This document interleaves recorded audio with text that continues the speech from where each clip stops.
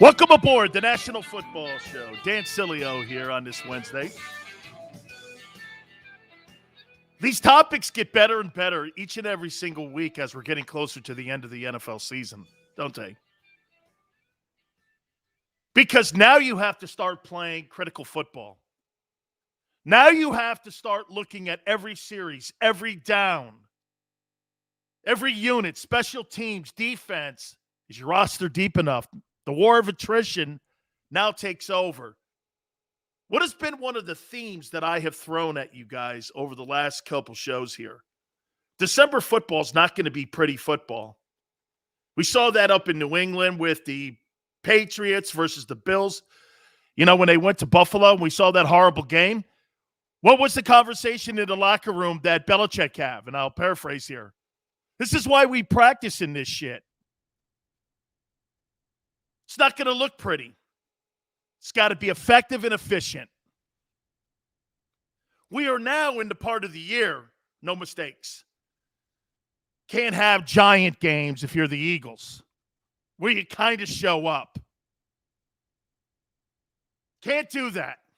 Can't do that. Guys, you know how it works. And if you're new to the program, please sit back and listen for the first couple minutes here. Please hit the like button. Guys, you have been spectacular at that. Thank you so much. Just great. Let me get to my take first. I'll give you the topics, and then what I'll do is I'll get right to you guys, and I'll explain to everybody who's new to the program how we bring people into the show. I got a boatload of stuff. By the way, in hour 2, Tim Brando, college football, will be with us. We'll talk to him in hour number 2. But I wanted this first hour to make sure that we got this topic out for everybody. And to me, I think it's critical. I want to show you guys something here. This is the Eagles over the last 6 games here. You ready? Here are some rankings for your Eagle team. Number 1 in rushing over the last 6 games. 210 yards, 0.5 per game. Wow. You should not ever lose a football game when you're running the football for over 200 yards a game. This is awesome. It hammers the point that you have the best offensive line in the NFL. You're number 2, believe it or not, in points scored. 29.7. You're the second highest scoring offense in the NFL over the last 6 games. Guys, you probably don't believe that stat. You are. 29.7, which ranks second. You're tied for 4th with 4 wins in the last 6 games. You're number 7 over the last 6 with points against at 17-7. Friends, the Eagles are getting better. Right in front of our eyes. Did they have the slip-up game against the Giants? Yes. Number 1 rushing offense in the NFL. You're number 2 in scoring offense. You're number 7 in points against. My point is you're getting better and you should win out. You should win out. You should win these next 4 games. Should win these next 4 games. Now, I ask you this question. You know what? And I hate to do this to everybody because you know what? I don't want to sound like I'm waffling every show. I do not want to go like this. Let's ping pong back and forth and go back. I don't want to do that. But what quarterback over these next 4 games gives you the best chance of making the playoffs? Jalen Hurts or Gardner Minshew? Who gives you that opportunity? Man, one day I like Minshew. One day I like Hurts. We're over here. We're here. I'm actually basically almost talking to myself here. Because I've got to have some conviction myself in something here.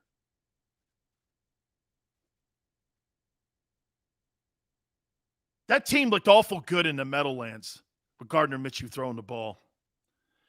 And what did they run for? 187? You're number one in rushing. That stat's not going to change, but if you can add the dynamic on throwing the ball and you add that dynamic into the offensive attack, how do you not go with Minshew? But then again, what is the front office with the Eagles trying to accomplish this year? Are they trying to have a dual track conclusion at the end of the year where we're trying to compete for the playoffs and rebuild the team on the fly? Do they think they can run those dual tracks like this? Because they seemingly, this is what they're doing. They've already named Jalen Hurts the starter going into the Washington game. These stats are impressive. You're getting better. Nick Sirianni's getting better as a coach. I'm really stuck in this. I'm not kidding you. I'm stuck. I love Jalen's ability. But I also like the promise of what I saw with Gardner Minshew. And Jimmy Johnson yesterday, right here on this program, go back and listen to the interview. I heard it. Maybe you got your guy in Minshew. You want to hear something? He's 25 years of age, Gardner Minshew. That guy looks like he's 45. Gardner Minshew looks like he's older than Tom Brady. He looks like he's older than Tom Brady. Which guy gives you the best chance to be successful here?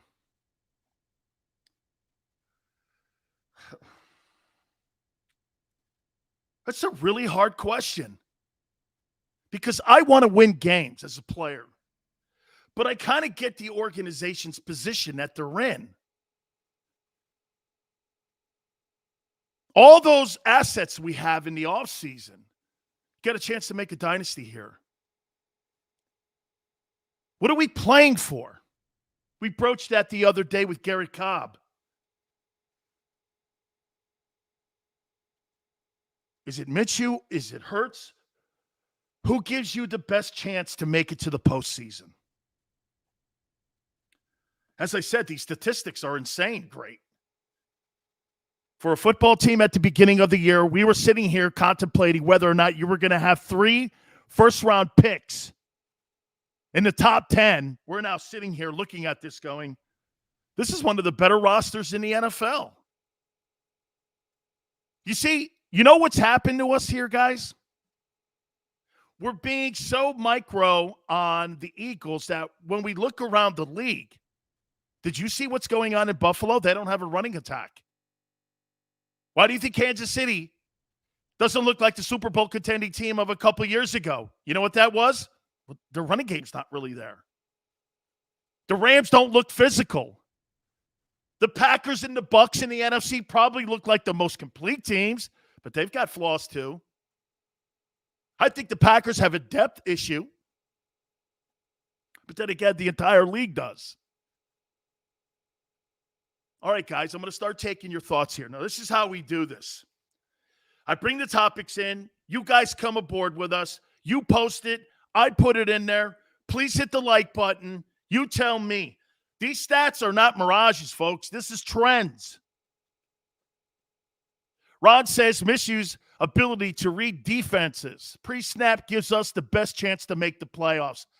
Xander, that's the first take of the day. And that's going to be one of the better takes of the day there with Ron talking about defense and pre-snap reads. That right there, folks, is how you kick a show off. Because he's not looking at whether or not he likes Jalen Hurts or not. He's looking at what guy gives you a pro-style offense where a coordinator has to game plan against. Eagle Empire says Minshew might get them into playoffs, but then what? Eagle, you never know. Did you really think you were going to win a Super Bowl with Nick Foles? You see, Eagle, you're forgetting 17. You never thought you were going to win a Super Bowl in 2017 with a backup quarterback, and you know it.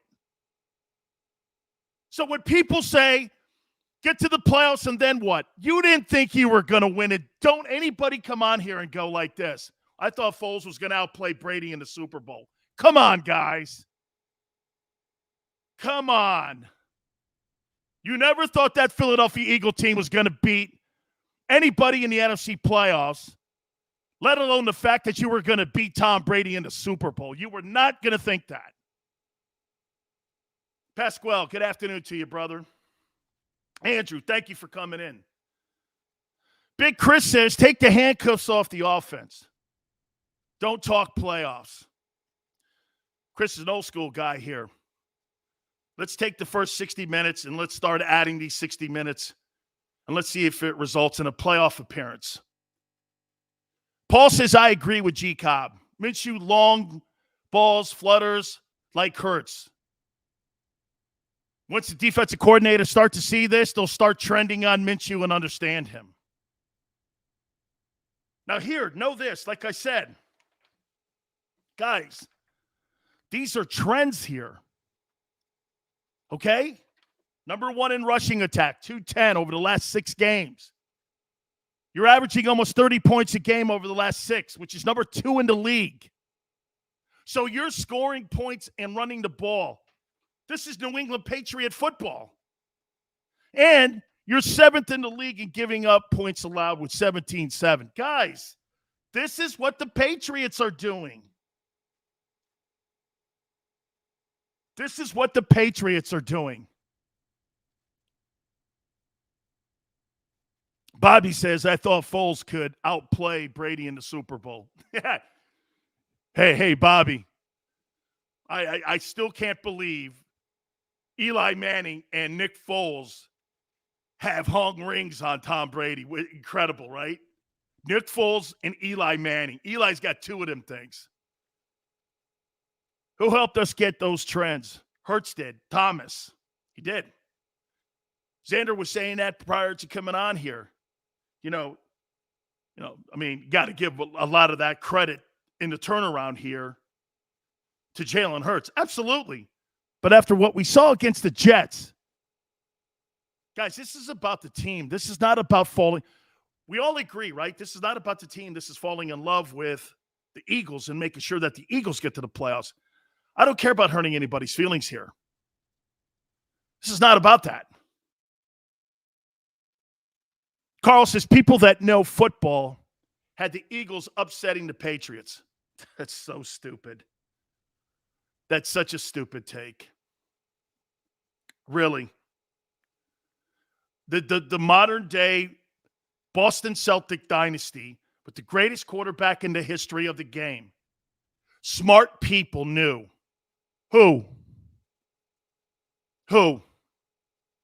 That you were going to outplay them and beat them into submission with a substitute teacher. Really? Okay. Hey, the only thing that I did say was, in that game, you had the best O&D lines, and it gave you a chance. Yeah, but Eagle Empire says Eagle fans have a long tradition of falling in love with the backup quarterbacks for a couple games. That's everywhere, Eagle. The most popular guy on the field is usually the backup guy, especially if he's got a name. Why do you think that Tebow is not on any football team? Okay, or I doubt Cam Newton's going to be some backup somewhere.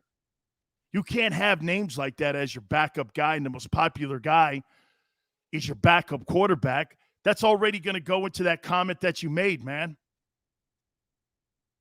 Okay? Carl, okay. You thought that the Eagles were going to beat the Patriots in the Super Bowl. All right. Not going to debate it. That's like a Democrat and Republican debating on things. That's not going to get anywhere. Thomas, delusional Eagle fans knew the Eagles would be TB12 in the Super Bowl.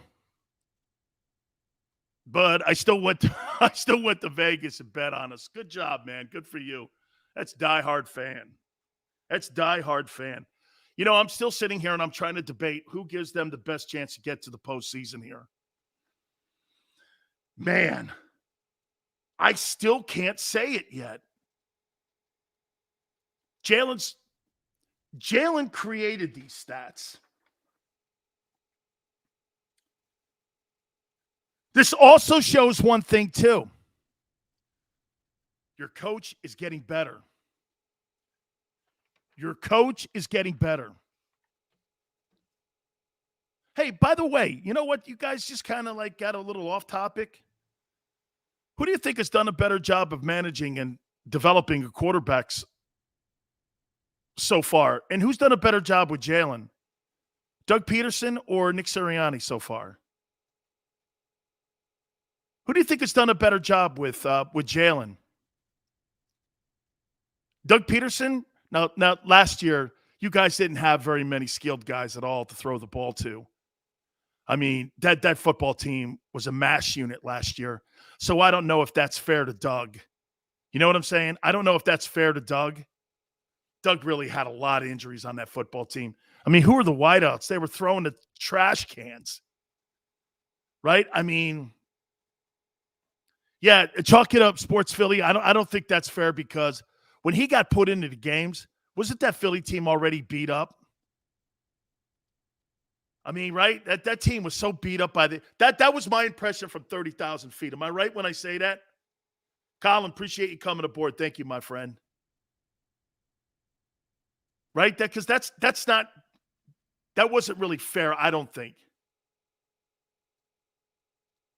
Nick Sirianni and his high school crew do not impress him. Yeah, Water Boys were the wideouts. You guys had nobody, man. He's Cannon for life. Noodle says Doug never had a full season with Jalen, and the help wasn't there. Noodles, am I right? I think that's the take, right, folks? Is that the take? That how you see how Noodles just threw that in there? That's my impression too. Okay, was that the team was just completely out of gas, and I don't want to say out of gas, but I think the roster was just completely decimated last year. Rico says, yeah, we're on our 11th O-line. Yeah, Wentz was getting killed when he got replaced. Yeah, that offensive line, there was like the running attack too, right? The backs got injured and everything on that. So that's not really that fair. I'd like to have seen what Doug could do with him. QB controversy, Doug had all 2020 with Hurts. No, he didn't. Majority of that season, Wentz started it. And by the way, that was going to come from upstairs. You know, I made that point yesterday to you guys. I know what's wrong in Philadelphia now and why you guys are slow to develop players. You know what that is?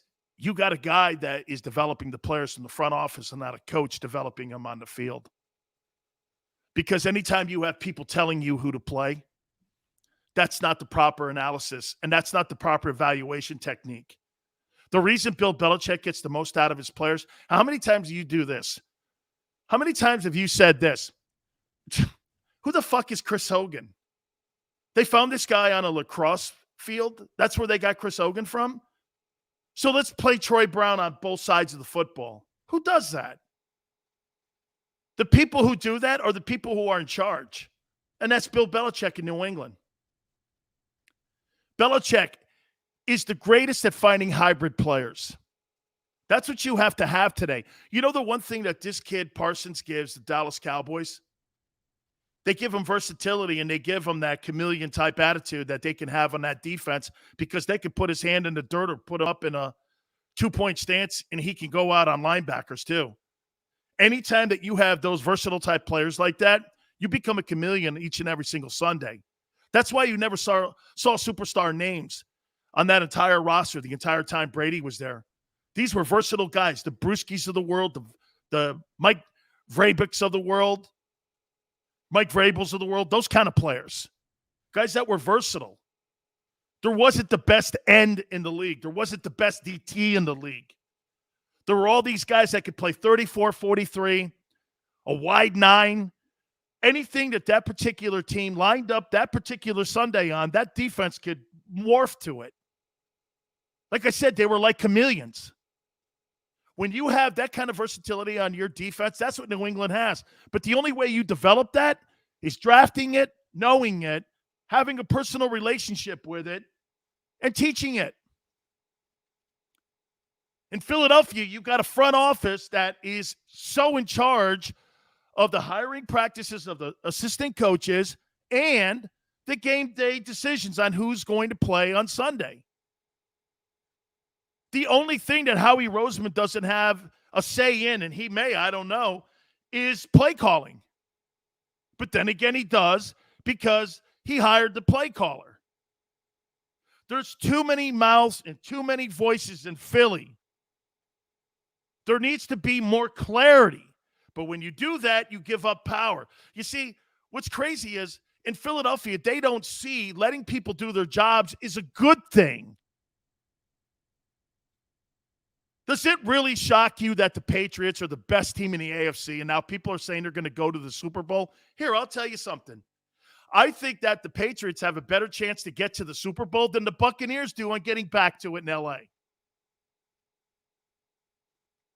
Because he's turned it back around again. Yeah, go figure, right? Fresh Prince, we need to stop with the negative comments on. It's not negative. This is not negative. How is that negative? I don't give a fuck about Jalen Hurts. I care about the Eagles.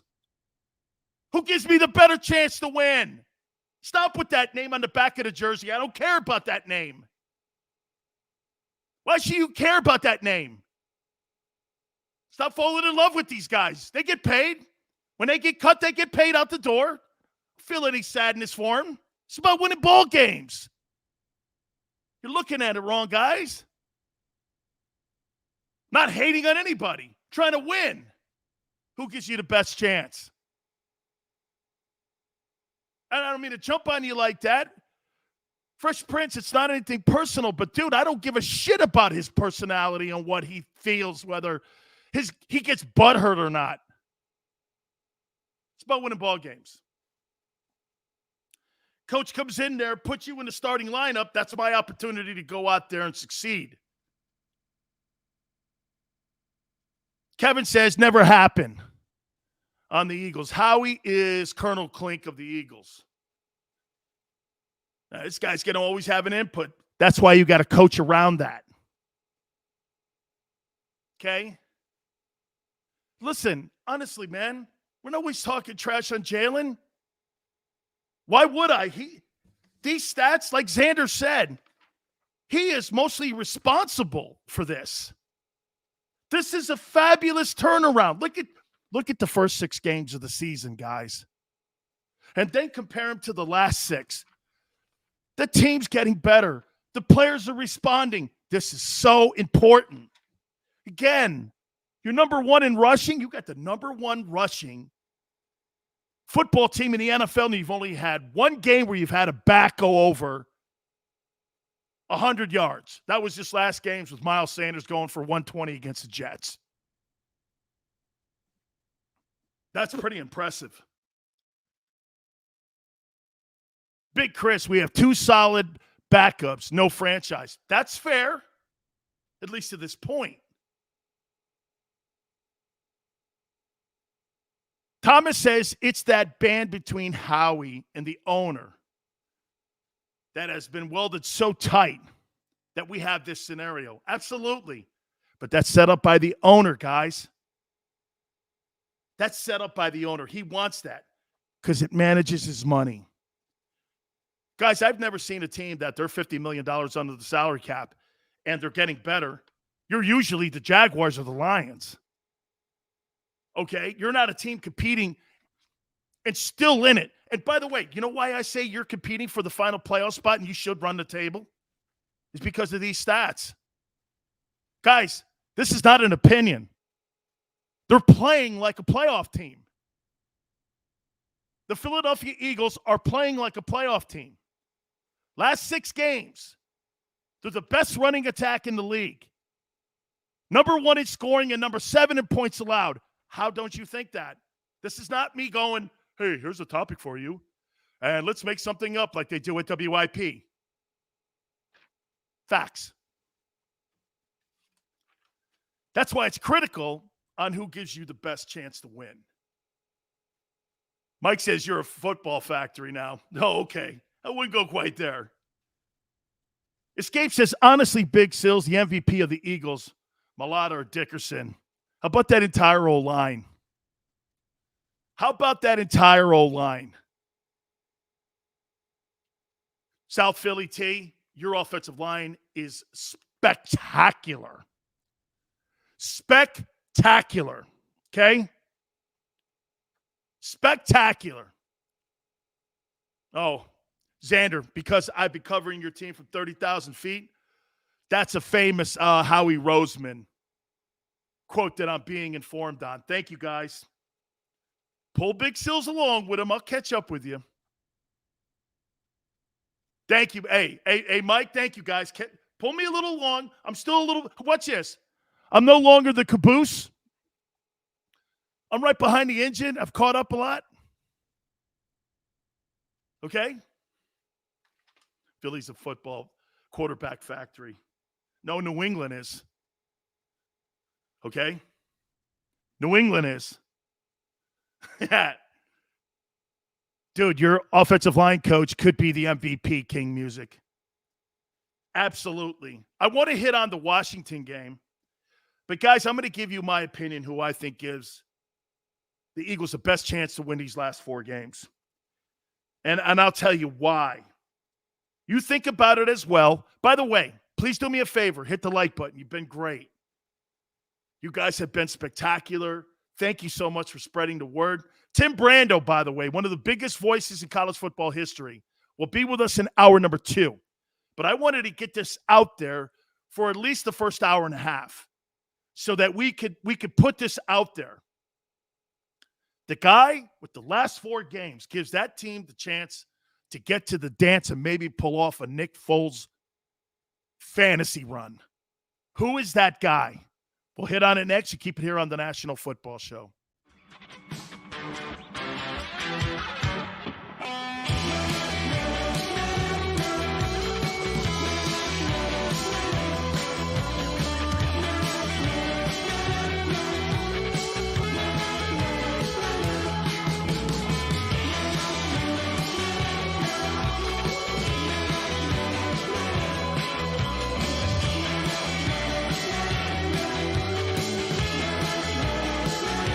At Stateside Vodka, every new customer gets the world's best rocks glass.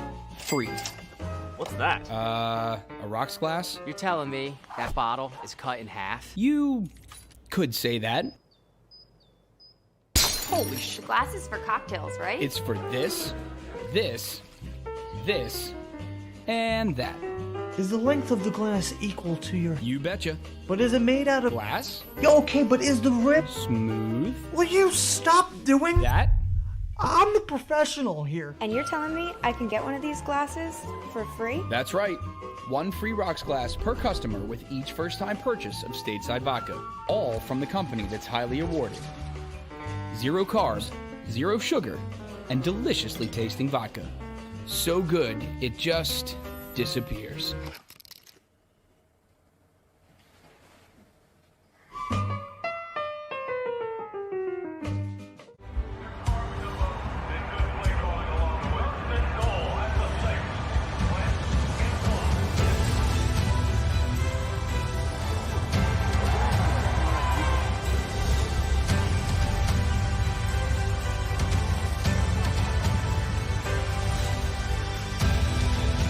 Field of life, First Trust Bank is there for you.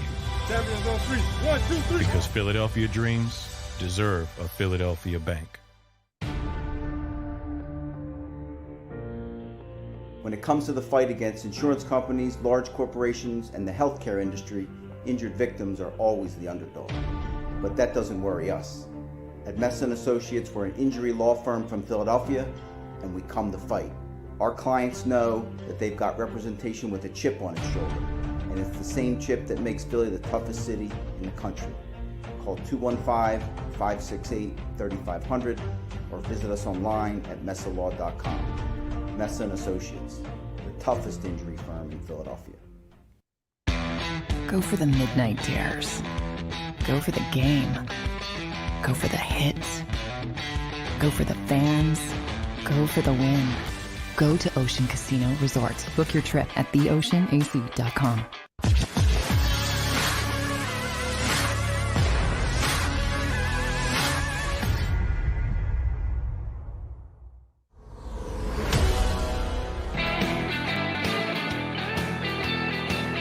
Welcome back. National Football Show. Dan Sileo here.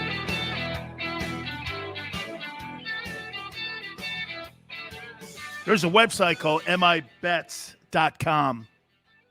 Here are the fan bases that complain the most. Top 3. Number 1, Patriots. Number 2, the Cowboys. Number 3, your Philadelphia Eagles. They say you guys whine more than pretty much every other team in the league except for the Cowboys and the Patriots. You guys are the whiners, is what this thing calls you out on. Says you're whining. The Eagle fan base. I mean, right? So, hey, I don't look at it that way. You know how I look at it? I look at it this way, guys. I think you guys have the most passion. And by the way, Patriot fan base is crazy great. Cowboy fan base. Hey, and you know what's pretty crazy when I say this to you? Guys, those are traditionally your highest rated television games when you have those 3 teams, okay, on your television set. Oh, no, I don't look at it like that, Carl. Kevin, I agree. Shadow, Big Sills. I was Sirianni, would run the ball and just completely just keep running. RPOs, all of that. Listen, he's improved this football team. There is no question about it. He's improved this football team, Nick Sirianni. The numbers are dictating this. Numbers are dictating this.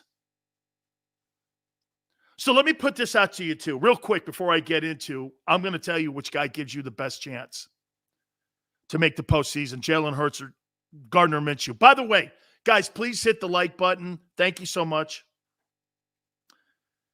I do want to say this before we get going here. Guys, I want to show you one thing about how an athlete can sometimes destroy himself right in front of your eyes. You see this Zion Williamson's now 335 pounds. Guys, always remember something. It takes no athletic ability to be in shape. It takes no athletic ability. It takes guts. It takes desire. When the cameras aren't on you and people aren't videotaping you or doing commercials and you're by yourself in the rain or the cold or the sleet or you're in that dungy weight room, nobody's watching you. That's desire and heart. That's what really makes the greats great. Michael Jordan was an overachiever with exceptional talent. Tom Brady is an overachiever with exceptional talent. Muhammad Ali, overachiever with exceptional talent. If you don't work, do you know how many times? That's what Belichick is doing to teams right now. And this is what I wish the Eagles would do. Belichick is beating better football teams and more skilled teams with better athletes. But you know what they do? They practice game situations. Guys, you know what? Jimmy Johnson and I had a great conversation yesterday. By the way, please go back and watch it. Also, he and I had one off the phone. On the phone when we were off the show here. And I want to tell you what he said. Do you know how Bill Belichick practices games? You think they practice stupid tackling drills, or you think they practice 9-on-7 like every traditional team does? You know what these guys will do? They'll have a situational sheet, and they'll have a scoreboard. And they have a day where they do this. 3rd and 7, we just turned the football over. Let's get out there and play this particular defense. The coaches have to be on cue. The players have to be on cue. And everyone on the sideline has to know their job all the time. He'll do this. Belichick will sit on the sideline and go like, this is why they're better than you. 1st and 10 from the 10-yard line. 1st and 10. Back against the goal line. Let's go. Everyone get out there. Let's go. Defense plays. He'll have a 25-second clock going. This is what they do. They practice this every single day. They don't go out there, run bags, throw the football through tires, run through tires, hit dummies. How many times you go to some of these sorry-ass camps and you see people doing that? That's not what they do in New England. 3rd and 5, middle of the field, 2 minutes left in a ball game, snowing. Our tight end's down. He's out of the ball game. What do? Josh McPherson. Josh McDaniel, get out there. Give us a play. Defensive coordinator, let's go. Nobody does that in the league. Teams are starting to do that now. But that's how Bill prepares his team each and every single game. New quarterback, Gardner Minshew, different play calling on defense. This guy throws the ball. What are we doing? Hurts is back in. They practice that.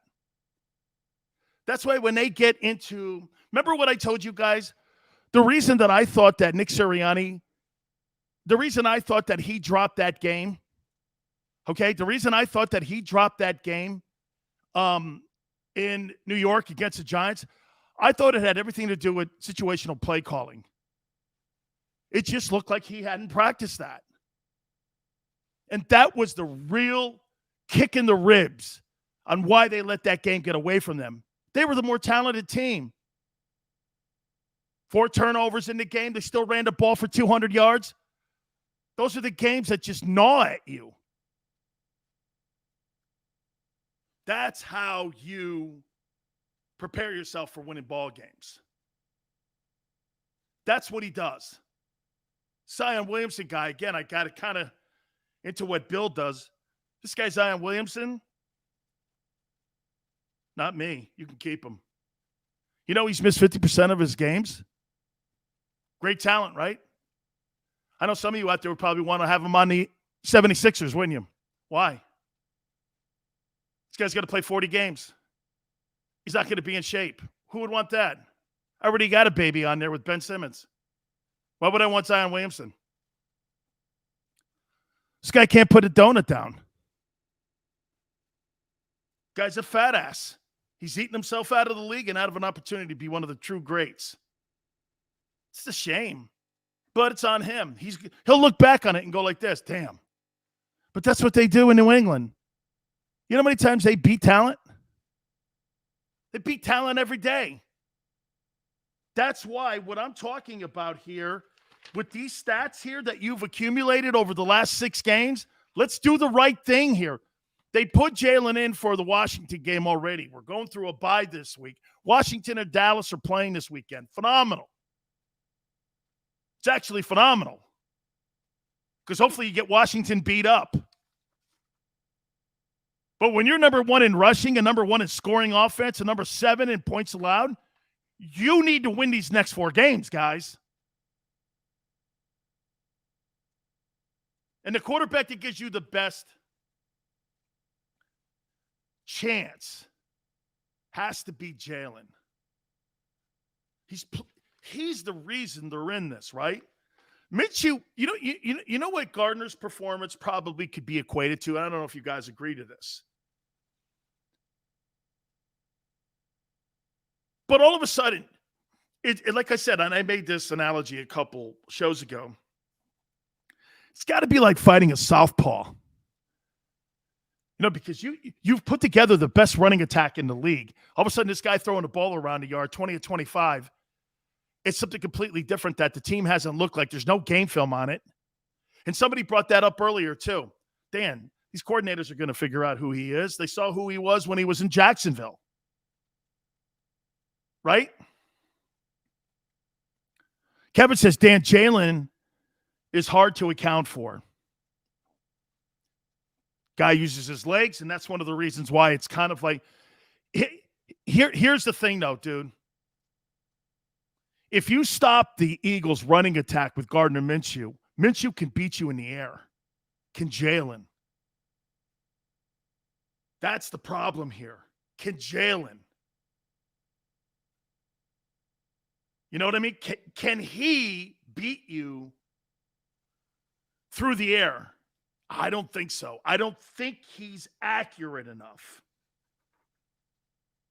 That's why, and again, I don't want to waffle back. And again, Carl, you're right. It's the Jets. They have no talent on that roster.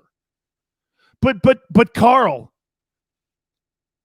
how much more talented are the Jets than the Giants?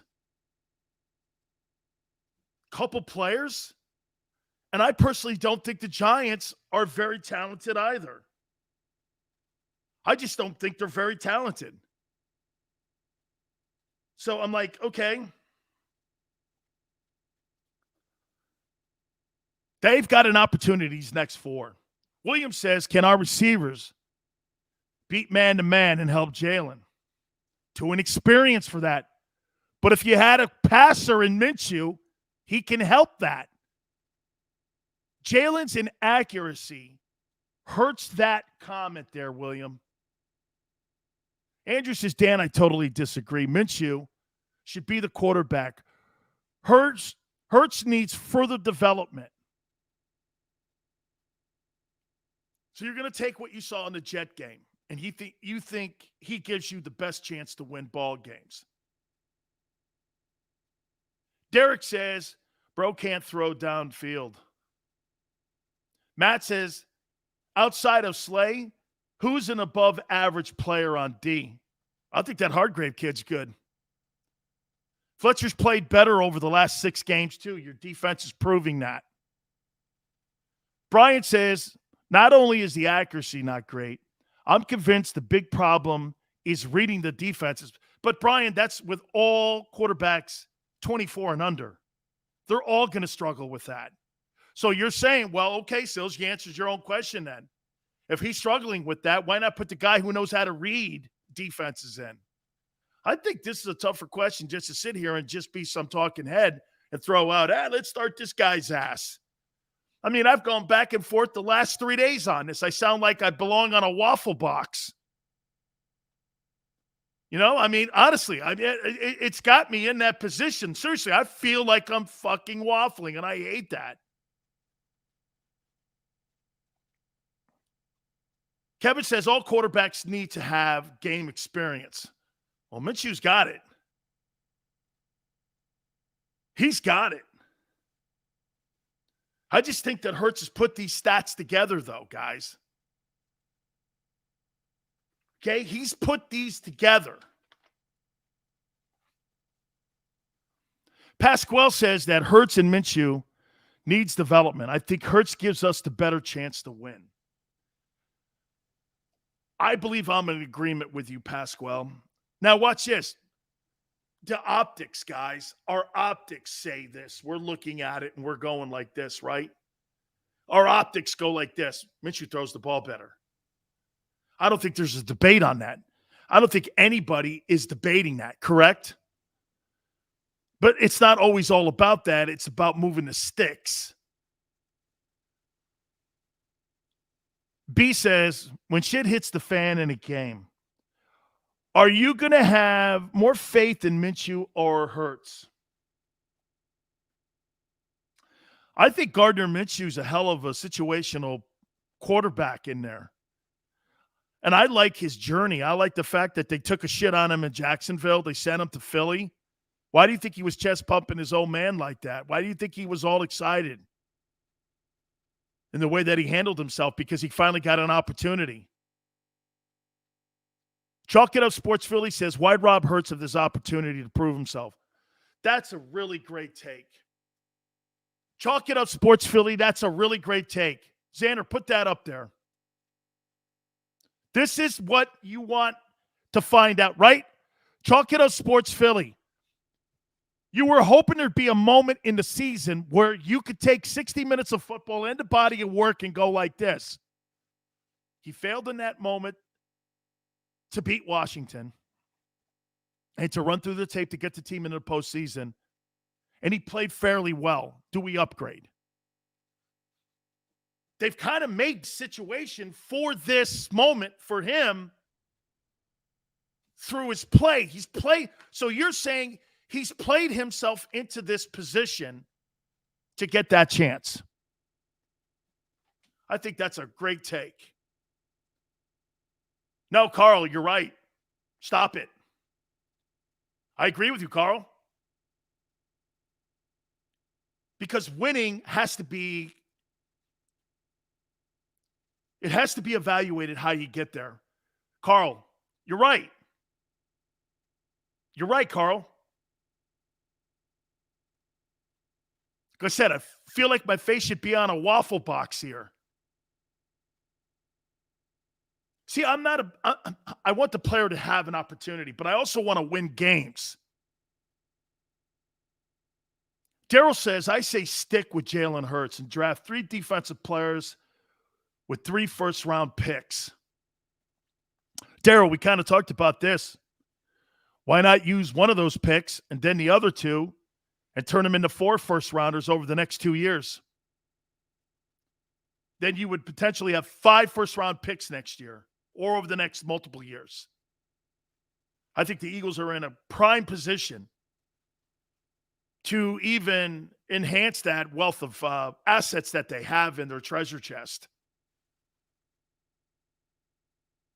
Birdman says, Dan, are the first rounders more valuable when it's a quarterback-heavy draft? Absolutely. Great question. Great question. And it's to your point, I love where you're going with that. Okay, the first-round draft choice is going into next year's draft in 2022 in April. Are they less valued because there's not the type of class that we just saw come out this year or the year previous? Yeah, because I don't think that there's a top-flight guy in that draft. But you know what's going to happen? The so-called talent evaluators are going to elevate these guys, and this is why you overdraft the position. All right, I want to hit on that Cowboy-Washington game. Talk a little bit more about Bryce Young. By the way, who do you think are the top 10 quarterbacks under the age of 24 in the NFL? Where do you think Jalen Hurts ranks? I want to hit on that. We'll do that. Please make sure you hit the like button. We'll get right back to you. Keep it right here on the National Football Show.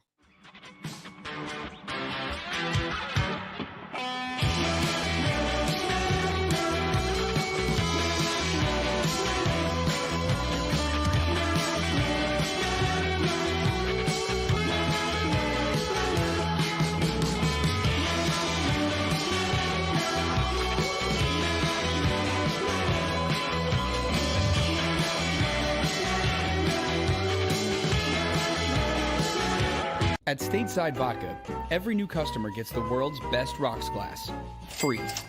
What's that? A rocks glass? You're telling me that bottle is cut in half? You could say that. Holy shit. Glasses for cocktails, right? It's for this, this,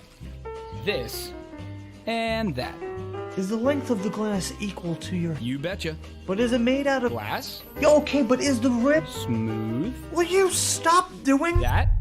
I'm the professional here. And you're telling me I can get one of these glasses for free? That's right.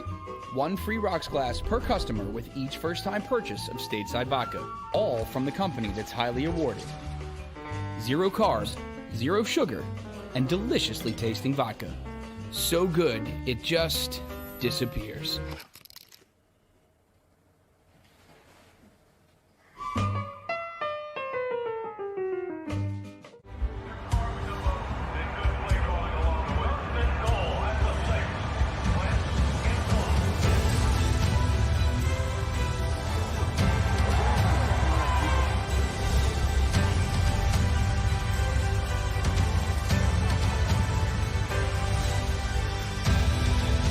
Field of life, First Trust Bank is there for you. Champions on 3. 1, 2, 3. Because Philadelphia dreams deserve a Philadelphia bank.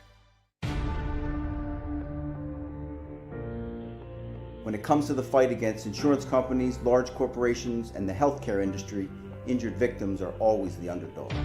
But that doesn't worry us.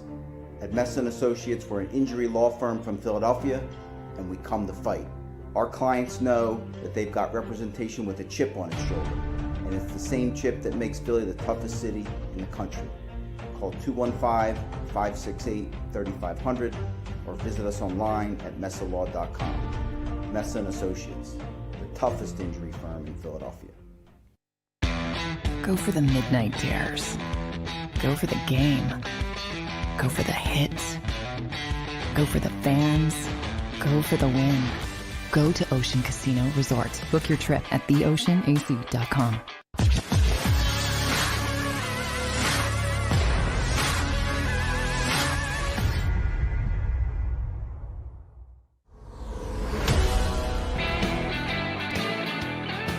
Welcome back. National Football Show, Dan Sileo.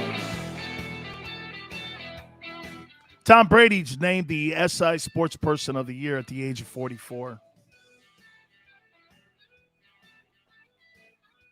He has now entered the realm of the Gretzkys, the Alis, the Wilt Chamberlains. You just can't explain them. Right? Like you know, my favorite conversation is all the time when they're talking about the GOAT in basketball. Who's the greatest basketball player of all time? It's Wilt. Look at his numbers. Guy averaged 50 points a game, 25 rebounds, scored 100 points, played less time than Jabbar did. Wilt was a scoring machine. When he felt like leading the NBA in assists, he did. His last year in the league, he averaged 19 rebounds. I mean, yeah, he didn't win like Russell, but I mean, Wilt Chamberlain's numbers, the same thing with Gretzky. Yeah, but Chris, Bill Russell, I mean, he's as tall as Dennis Rodman. Okay? Shaq would annihilate that guy. He ain't annihilating a 7'3", 280-pound Wilt Chamberlain. Like Wilt in today's game would annihilate the game. Do you know that they changed the rules, the 3-point or the 3-second rules because of Chamberlain? The reason that they have the circle at the top of the key is because Wilt used to just take off and finger roll it when it came to all of his free throws because he was a horrible free throw shooter. I think 50-some%. Chamberlain was an outlier like Gretzky. You think you're ever going to see somebody score 92 goals again in the NHL? Never happened. How about those 5 years where he had 200 points scored in a season? You think you're ever going to see something like that again? You're never going to see that. Never going to see something like that. Never in a million years. Guy scoring 200 points in a season. He did it 4 or 5 times. Come on, man. There's just certain dudes that are like that. Shadow says this. Imagine Wilt Chamberlain, Jordan, Kobe, and Iverson on the same team. Holy cow, man. Hey, imagine this, Shadow. When you think of somebody like the Wilt and the Dipper and how great he was. But I'll always throw this at you, too. Before we get into, I want to get back to, I'm going to give you the top. Where does Jalen rank here in the top quarterbacks under the age of 24? Sports Illustrated had a poll here, and I want to get to it here in a minute. But I mean, who do you want to have with 2 minutes left in a basketball game? Jabbar with the skyhook, who's 5 feet from the bucket? Or do you want Jordan from 25 feet? Who would you take? Who was the most lethal person with 2 minutes left in a basketball game? You know, all these guys debating LeBron and Jordan. You got the wrong guy, dude. Got the wrong guy. It's Jabbar. He's the most dominant NBA player. By the way, he won 3 straight NCAA championships at UCLA. Chris, so you'll take the 25-footer at less percentage versus a guy who's 5 feet from the rim and an unblockable shot in the skyhook. Okay. Chances of me winning more championships than you, you know, they got the same. Both have 6. You know, I mean, both have 6 MVPs, too. I know people forget that, but. And Kareem led 2 different franchises to championships. Okay? Yeah, both. Now you sound like me talking about Hurts or Minshew. Right? All right, I want to give you this list, and we'll get into this Dallas and Washington game here in a minute. I know I was kind of all over the joint there with Minshew or Hurts, man. One day I'm here with them. I'm going to stop that because I hate that. If I notice it, it's not good. I'm sticking with, you know what? Ugh, I hate even saying it because I sound like a tool. Sports Illustrated came out with the top 10 quarterbacks, 24 and under. I'm going to read them down the list from 1. Kyler Murray's number 1. Number 2 is Justin Herbert. Number 3 is Joe Burrow. Number 4 is Lamar Jackson is still 24. Holy shit. Lamar Jackson's 24. I feel stupid going on. I mean, really, it was who's SI ranked these guys. Lamar Jackson's 24. What a freak show, man. Man, you got another 15 years with that guy. Number 5 is Trevor Lawrence. Number 6 is Mac Jones. Number 7, 24 and under, top 10 quarterbacks in the league, is the Philadelphia Eagles' own Jalen Hurts. Number 8 is Tua. Tua's a first rounder, 5th pick. Justin Fields. Was he the 3rd pick? 9. Daniel Jones at number 10. So Jalen Hurts is the 7th ranked quarterback under the age of 24 or 24 and under in the National Football League out of these 10 guys. You're just going to pull that guy out of the starting lineup? You're actually starting to think that people think he's somebody. Now, Jimmy Johnson said that he's not sold on him. Okay? QB Controversy says this. Fields is better. We'll find out when he gets a new coach. Tua is better. Tua's playing really well over these last month and a half. Okay? Carl says, Hurts has the mentality and physical fortitude to be a winner. Does he have the skill set? Lamar Jackson, when MVP, went to the playoffs every year, is number 4. I know, right? Stupid. Dude, that guy is a freak show. I can't tell you how many times Xander and I, before the show starts sometimes, when he goes off, Jesus criminy, man. The guy is sick to watch. 10, Chris. There were 10 guys named. Jay, appreciate it. Thank you. Hurts better start becoming a capable passer in the pocket is all I know, and he better do it fast. Nick, appreciate it, brother.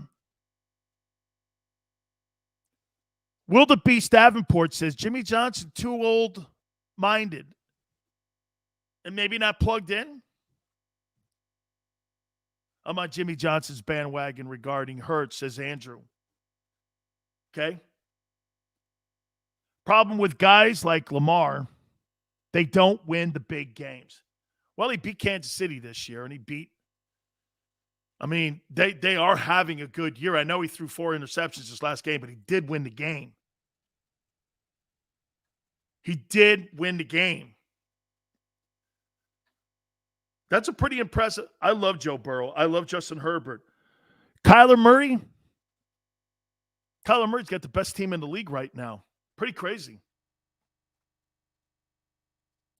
Gabriel says, I don't think he should be sold on Hurts. Does it mean he doesn't have potential or is bad? Gabriel, sometimes you can't separate that, and some people can't separate that. Okay? They can't separate that because, for whatever reason, nobody's talking trash here. There's no throwing shade on Jalen Hurts at all in any way. I just want to win these next 4 games. Okay? I just want to win the next 4 ball games. That's all I care about right now. And the only way you do that is putting the right guy behind the center. That's the only thing you do. So, right? Yeah, I want to hit on Bryce Young. By the way, coaches that are going to be blown out, Vegas has got a line on it. Can you believe that? How shitty is that? Vegas has got a line on who's going to be the first coaches that, and they got him in order too, on who's going to be canned. Baker Mayfield has failed his audition, whereas Jalen Hurts is still going through his. I'm going to make that comparison too. Washington versus the Cowboys plus Tim Brando will be in hour number 2. Guys, do me a favor.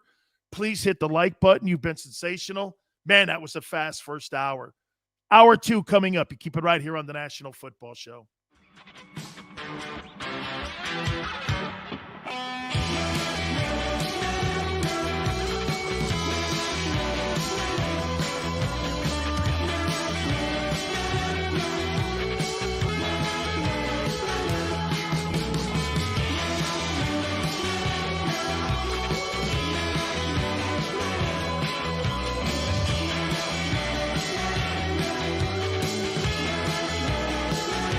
At Stateside Vodka, every new customer gets the world's best rocks glass, free. What's that? A rocks glass? You're telling me that bottle is cut in half? You could say that. Holy shit. The glass is for cocktails, right? It's for this, this, and that. Is the length of the glass equal to your... You betcha. But is it made out of... Glass? Yeah, okay, but is the rim... Smooth? Will you stop doing... That? I'm the professional here. And you're telling me I can get one of these glasses for free? That's right. 1 free rocks glass per customer with each first-time purchase of Stateside Vodka. All from the company that's highly awarded. 0 carbs, 0 sugar, and deliciously tasting vodka. So good, it just disappears.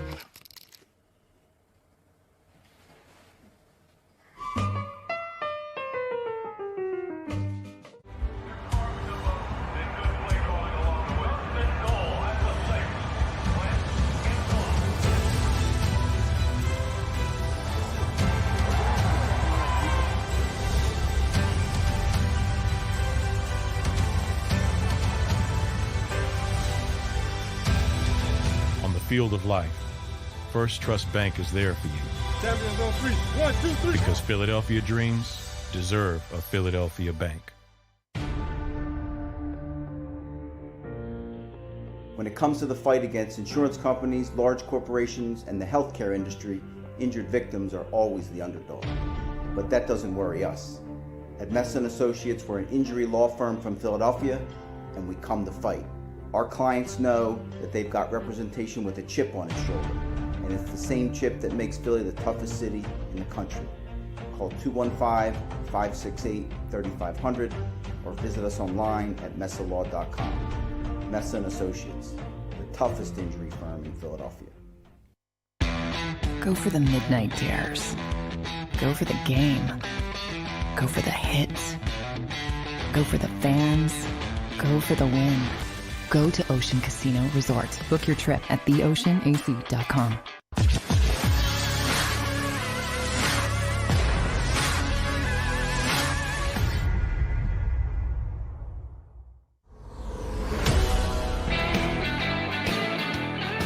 Hour 2, National Football Show, Dan Sileo. Thank you for coming aboard. Please hit the like button. Great first hour. Fast first hour. Fastest show, I think, on YouTube, man. We just burn through these things here.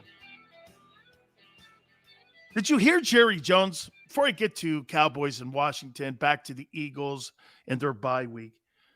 Did you hear Jerry Jones today? Went on his radio show. And he blamed his wide receivers for Dak's less than stellar play over the last couple weeks. Why? Why? And when there's a problem in the building, okay, and somebody said something that the wide receivers aren't really running the best routes, and Jerry kind of paraphrases it, goes out, and he throws the group under a bus so that he could cover his investment on Dak Prescott. Why? Why would you make an issue when you're winning some games here? You're trying to right the ship. It's your running attack. Jerry wants to blame wide receivers. Well, let me blame your running attack. Your offensive approach now with running the football has sucked. I can't wait to play that Cowboy team again at the end of the year at Lincoln Financial. I think the Eagles are going to beat them. You know why? You're more physical, and you're going to be a tougher team at Lincoln Financial in that final game of the year. I'm telling you, the 17th game of the year, when you get the Cowboys in, you should fucking pray to get them in the building. You're going to beat them. You're going to beat them. Because you know why? You're the number one rushing attack in the league. You're more physical than they are. You're tougher than they are. The Cowboys are looking for every single off-ramp there is to make excuses why Dak hasn't played well over the last month. It's simple. We all know this. Dak is not one of these guys that's going to throw you out of trouble. He's not Patrick Mahomes. If you're down 21 points versus the Kansas City Chiefs, I'm pretty thinking that, guess what? Mahomes could throw your ass out of that trouble and get you back in a ball game. We've seen it. Aaron Rodgers, Brady, those guys can throw you out of trouble. You know how many, you know, that's one of the criticisms that Lamar Jackson does have, right? Is that Lamar can't throw that team out of trouble because they're a run-based football team based off of RPO and play action, right? That's not traditionally a comeback offense. And that's why people say, get a lead on Baltimore, you can beat them. As great as he is, you just gave a guy $42 million that can't take your team. If it's in a hole and in trouble, and you know he can't dig you out of that well. So what do? You start throwing shade on other positions on your team. Oh, it's the receiver's fault. It's the receiver's fault. Does that go back to what? The vaccination shit with Amari Cooper and guys not running right routes? This comes back to your running attack. I'll tell you something. If I were a Philadelphia Eagle fan, I would want Jerry Jones to have that radio show every week because that's just the shit that gets in the way. I'm shocked that Howie Roseman doesn't have a show in Philly. I am. I'm shocked he doesn't have a show in Philly because he's borderline Jerry. Look how that hurts your process. So if you're Mike McCarthy and you're the head coach of the Cowboys, you've got your owner coming out on a radio show talking shit on your receivers to cover for the quarterback. You think that's going to go over well with the group? Carl, he used to? Wow, is that too much ego? I would never allow that. Did you see what they did to Peyton Manning when it came to Mac Jones? Did he really have a show, Howie Roseman? The New England Patriots won't let Mac Jones talk to the media this year. But Howie Roseman had a show in Philly.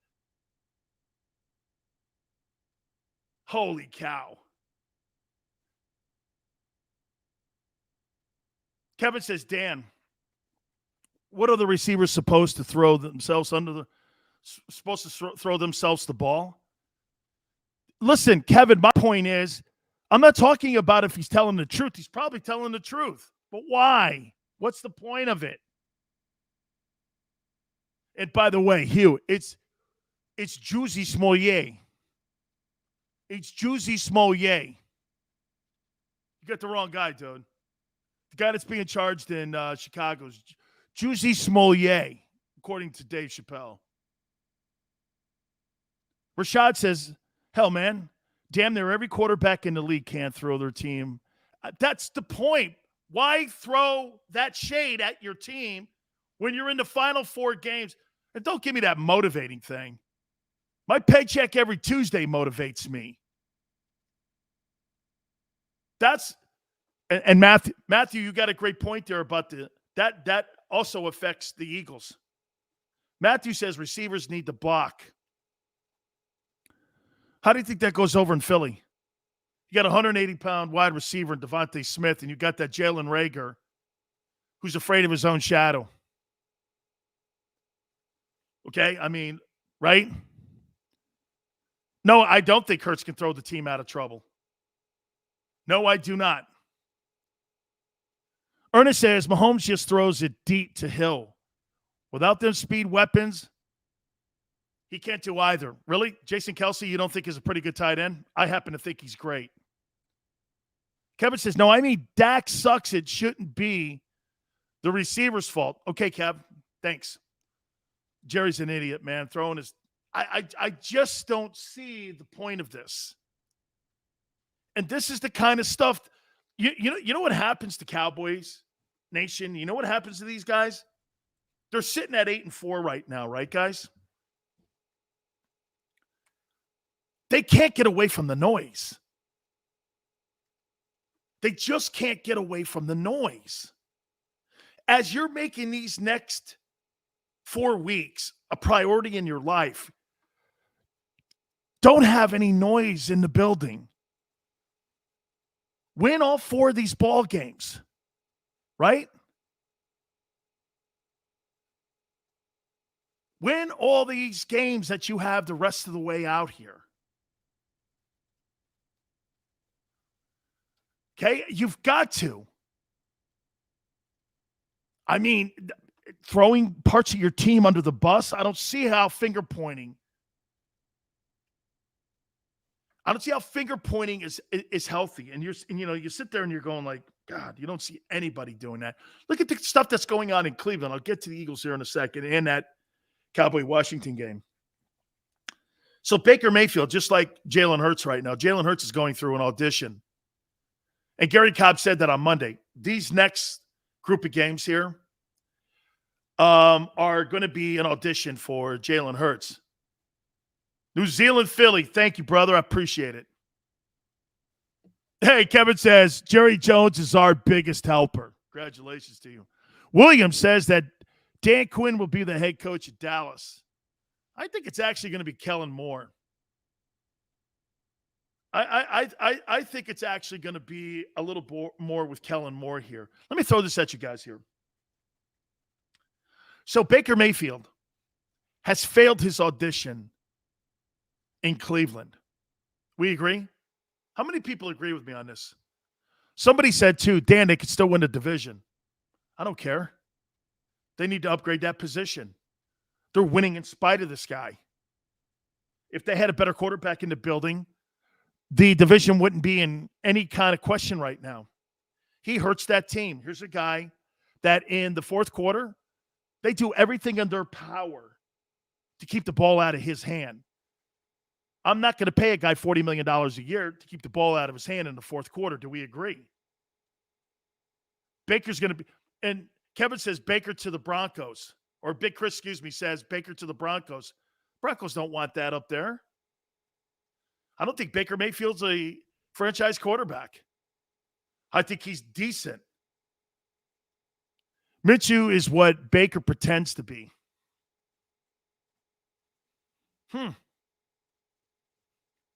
I like Minshew. Way more than I like Baker Mayfield. I actually see talent with Gardner Minshew. I see sporadic talent with Baker Mayfield. Sporadic. What exposed Baker Mayfield this year? When Kareem Hunt and Nick Chubb went down, he was useless. He was useless. Hey, Big Chris says Baker to the Texans. Okay? Back in the neck of the woods where he played college football. Played his college football, I think, first at Texas Tech, actually. And then he transferred to OU, right? If I'm not mistaken how that progression worked. I think it went like that, right? He was at Texas Tech first or something like that. Then he transferred. I thought it was Texas Tech. Carl says, was it Brady's fault the Patriots lost to the Eagles in the Super Bowl? No. No, it was just the fact that the Philadelphia Eagles had a better O-line and better D-line in that game and beat the piss out of the Patriots. They took that same philosophy the next year and beat the piss out of the Rams. They weren't going to be beat up like that again. Flex says Russell Wilson's agent just pulled a list of teams he played for. That's a lie. So wait a minute. The guy that Flex, let me hook you up here. Do you really think Russell Wilson and his agent did that?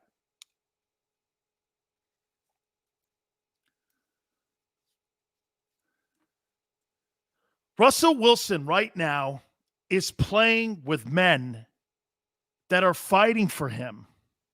playing for him, bleeding for him. You really think that Russell Wilson, with 4 games remaining, are going to disrespect the men that are playing their asses off for him?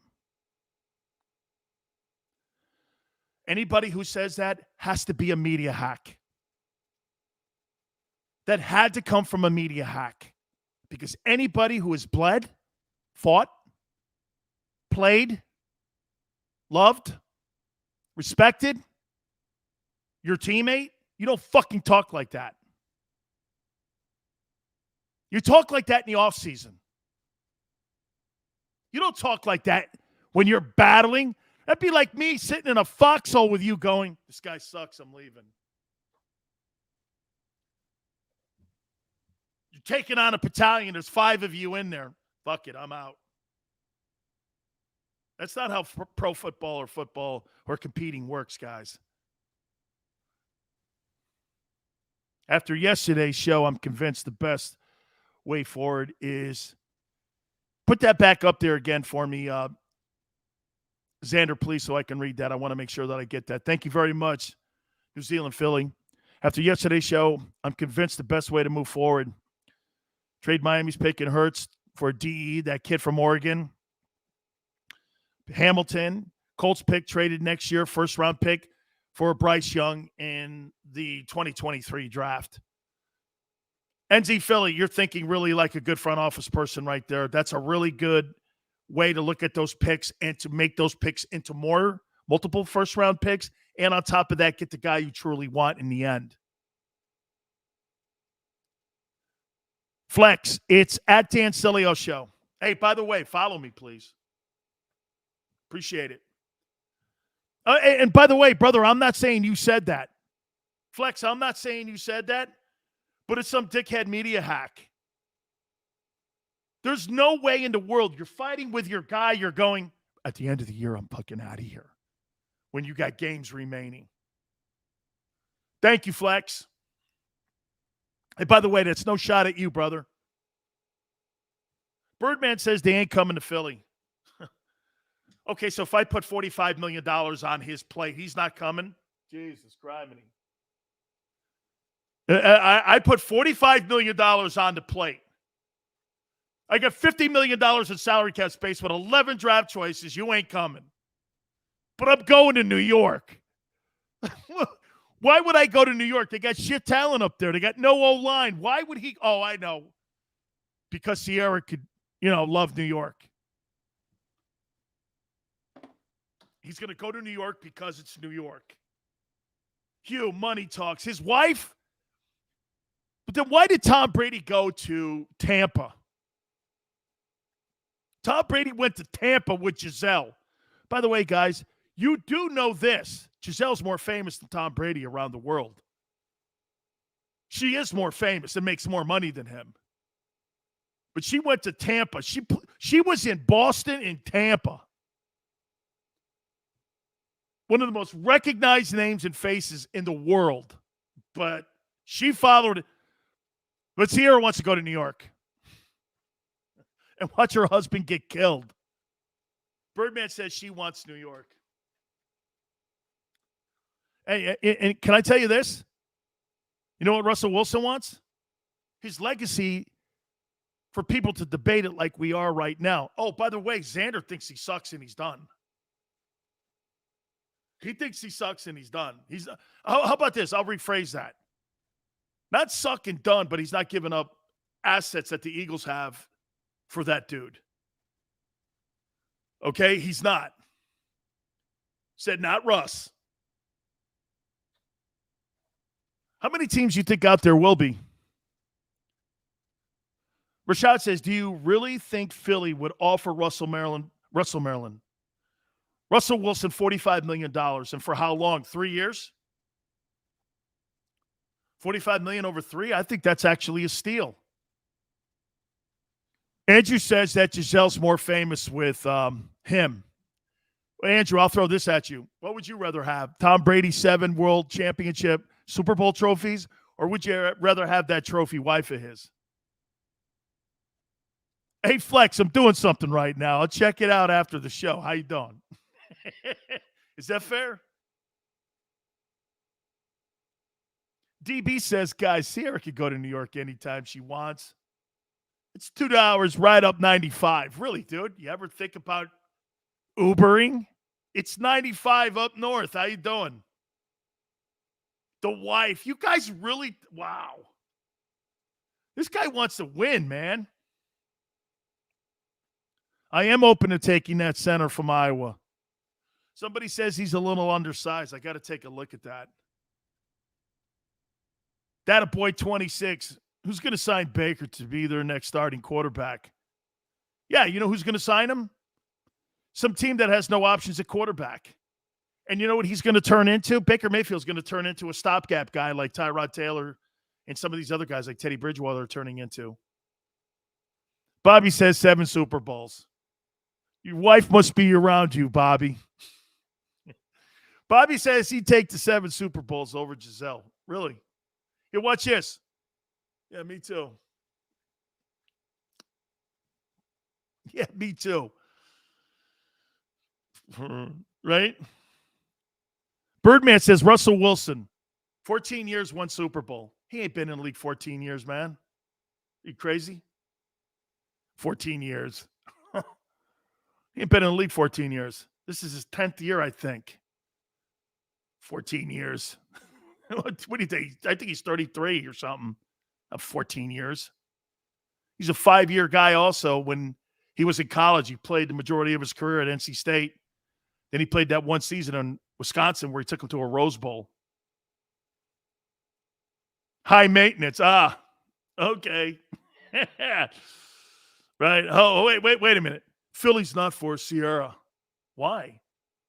City like that would embrace those two like nobody's business.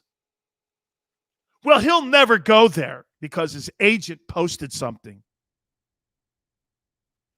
Every time I see those reports, I go like this. And people get on my shit because I post something, but they post. You see, money talks. Okay, money talks, guys. Here's $45 million. We'll give the Seahawks. Oh, by the way, guys, you know the Jamal Adams trade that has failed in Seattle now? Look at what they gave up to get him. What team in the NFL can the Seahawks get those first-round draft choices back from? Let me think. Guys, help me out. Help me out here. Seattle lost all those first-rounders, right, with the Jamal Adams nightmare move? Gave him $20 million, too. No first-rounders. What team in the NFL can help Seattle get first-rounders back and maybe a little bit of their future? Dolphins? Dolphins have some moves to make. They got some assets. Let me think. Who else has a lot of draft commodity? What's that team on the East Coast? You got 3 1s and 11 picks. There's only one team in the NFL that Seattle wants to do business with. And the reason that they don't have Philly on the list is because that's a target. So who do you think? Watch this. What team is on Russell Wilson's list and what team's on Seattle's list? Then you compromise. The Giants have as many assets you think as Philadelphia does next year? I don't think so. Philly can make Seattle's nightmare of Jamal Adams go away. They've got to recruit picks. They've got to get picks back. The only team they can get those picks back from are the Eagles. All right, guys. Unfortunately, Giants have hired first. Season ain't over. We have more draft picks. By the way, we're going to get to our friend Tim Brando. A lot of news in college football. Bryce Young. I want to get his thoughts also on Jalen Hurts. Fox Sports' Tim Brando. So much news going on in college football. His thoughts on where they should go, the Eagles, with those first-round draft choices. We'll talk to our friend next. You keep it right here on the National Football Show.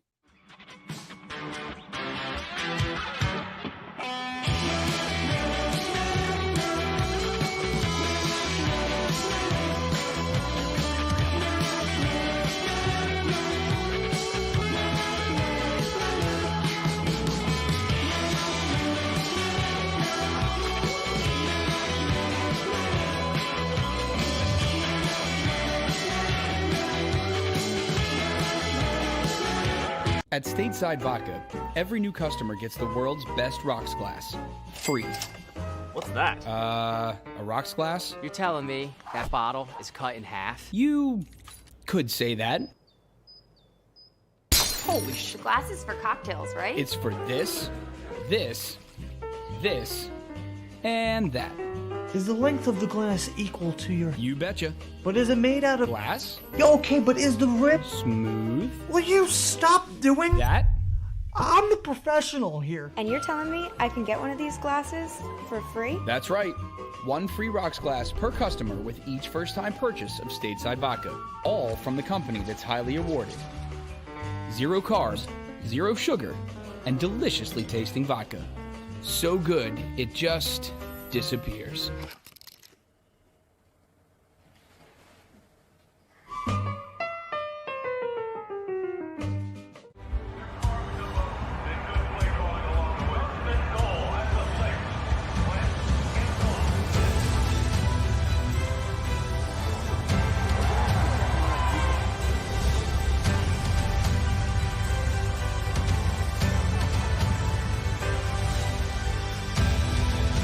Field of life, First Trust Bank is there for you.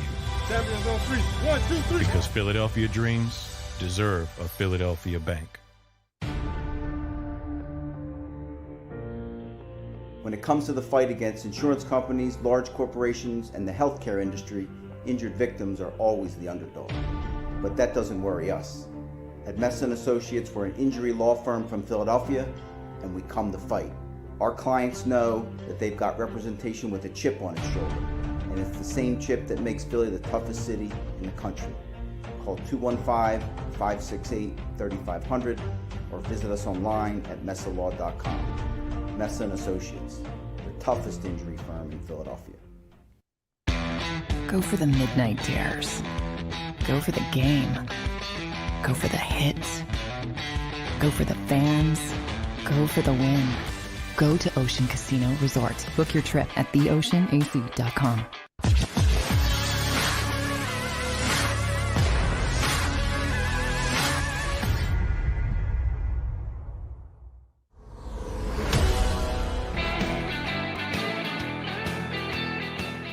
Welcome back. National Football Show, Dan Sileo. Have you ever seen so many brands that made coaching changes? I mean, incredible when you're talking about the brands that have made coaching changes. Notre Dame, LSU, USC, Oklahoma, Miami. This is all because of the direction of college football and the money that's now being generated in that sport. Billion-dollar business now. When you're paying these coaches this type of money, you're seeing $80 million here for 10 years and $113 million for Lincoln Riley to go to Southern Cal, or another $90 million to have Brian Kelly down at LSU. And you're leaving places like Notre Dame. You would have never in a million years ever said this before, but the finances now, by the way, the expansion of college football playoffs, you have to have it now because of the economics that are going around the building. Look, I love Mario Cristobal. I mean, I love him. He's a Cane. He's one of my brothers. I absolutely love to hire. But let's be candid here. $80 million over 10 years, that's an awful lot of money for a guy that was a really good recruiter at Oregon, but maybe kind of a little bit underachieved at Oregon too when you have that kind of talent in those talent classes. I mean, Utah was a tough stepping stone for that organization and that program. while Mario was there. Now, look, again, I'm not throwing shade on anything. I think Miami got the guy. It's a perfect fit. I love the fit. I've been speaking to Mario every day, and he's out on the recruiting trail, and no question about it, he's amped up, and I think this thing's going to be a grand slam. But there's no question. I've never seen the amount of brands that have been like, the brands that were looking for new head coaches or making coaching changes like this. I still yet think that there's going to be more changes that are going to be made once the college football season is over, because the emphasis on winning today in the college game, there is no doubt about it. The money just shows you how important it is. And by the way, I said this yesterday, the salaries now in the National Football League for these coaches are going to go up big time. It may go up 3 or 4 times now. We were talking to Jimmy Johnson about this yesterday as well. You're paying a guy $10 million a year at the college level. What do you think a coach like Cliff Kingsbury or somebody like Matt LaFleur is going to command, or somebody like a Brandon Staley? When some of these colleges want to get a big-time name, they're going to start going to the NFL, unless the NFL starts changing that pay scale when it comes to their head coaches. Make no mistake about it, college football has changed forever. And this has been one of the most interesting seasons I've ever seen in the game. This, for the first time, I would say this to you, that from the beginning of the year, it seemed like it was Georgia, and then like it was the field, and then we started realizing once that SEC title game got concluded, we started realizing, holy cow, man, the 4 teams that are in the playoff truly do have an opportunity at potentially winning a national championship. So we're going to catch up with our friend Tim Brando here in a second from Fox Sports. And Tim's one of the great voices in the history of college football. And I just got through saying to you guys, this is one of the most incredible seasons I've ever seen in the game, and the amount of money now that is being thrown around in the sport and all these brand names. Let's get to our friend Tim Brando. And I got to tell you, man, I don't think Tim's ever seen anything like it. Notre Dame, USC, Oklahoma, LSU, Miami are all in the business of going out and dropping a bag of money like this. And Tim, I've never seen it like this before. What's your spin on that? Okay, I'll let you take the expletive. All right, I'll put bat in front of it. It's bat blank crazy. Okay, that's what it is. And no, I've been doing this for the better part of 4 decades. 81 and 82 was really the first year I got involved covering college football on a weekly basis in the South, in the Southeastern Conference. And I went to ESPN, started working for them in 85, 86. And that's a long time, Dan. I've never seen anything like this. And, you know, if you took the early signing day, just the early signing day, okay, in and of itself, we would have a lot of crazy crap going on. If you took NIL by itself, you would have a lot of crazy crap going on. If you took realignment, okay, by itself, we got all 3 going on at the same time, you know, and with, we're not going to get to the playoff being expanded until realignment is finished. I mean, that's clear what the alliance wants to do. They're not going to let the SEC just have their way with everything. That's what this is all about. So I will say this. A lot of people are looking at it very, very negatively, okay, that it's bat blank crazy. I think anytime you're trying to grow something, you're going to have those moments and times where it just seems, oh my God, what's next? And I think that this is that inflection point. I mean, that's where we are in the history of the game of college football. Just so many things happening all at once that are impacting a lot of decisions. I'm not saying all of it's good for the game. I'm not, but I'm saying to those that believe that, you know, college football as we knew it, you know, in 5 years won't be, that's garbage. That's sorry. We will survive and advance. The game is flourishing in terms of popularity and viewership like at no other time. Okay, more eyeballs are watching college football than ever. And I think one of the reasons for it is you don't know what to expect. I mean, the narrative all year was what? Just as you said as I was coming on, Georgia separation. That was the narrative all year. Well, if you take a deeper dive and you look at who Florida played in the SEC, when were they really ever challenged by a superior offense with a great quarterback? I don't know that ever happened, really, until they played Alabama. But then again, Alabama didn't look at all like the same team that played in the Iron Bowl, when they played Georgia. So we're dealing with, Dan, when you guys were playing, we go back to the dinosaur era, okay, in the late 80s and early 90s. You guys had a different makeup about you. This is a very vulnerable group of young student athletes, okay? And I hate to use that term. I prefer players that happen to go to school. Some do, some don't. But I think that the ebb and flow of their emotions and their mental makeup changes drastically from week to week.